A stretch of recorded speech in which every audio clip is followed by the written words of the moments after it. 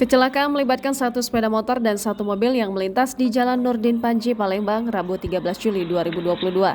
Tabrakan itu terjadi tepat di putaran pertama dari lampu merah arah Kenten Laut, di mana peristiwa itu terekam jelas dari kamera CCTV showroom mobil Y Sulam Mobilindo yang berada tepat di depan kejadian. Rekaman tersebut juga viral dan beredar dari Instagram maupun berbagai grup WhatsApp.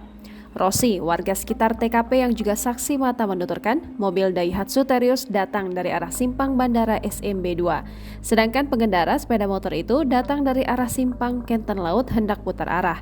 Kejadian itu terjadi sekitar pukul 6.30 waktu Indonesia Barat.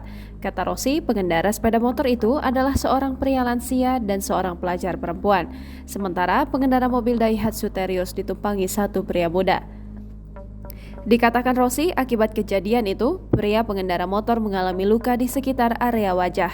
Namun pelajar yang dibonceng mengalami luka berat pada bagian kepala karena terpental cukup jauh akibat kecelakaan tersebut. Warga dengan cepat berusaha menolong korban. Jangan lupa subscribe, share, komen, dan like ya!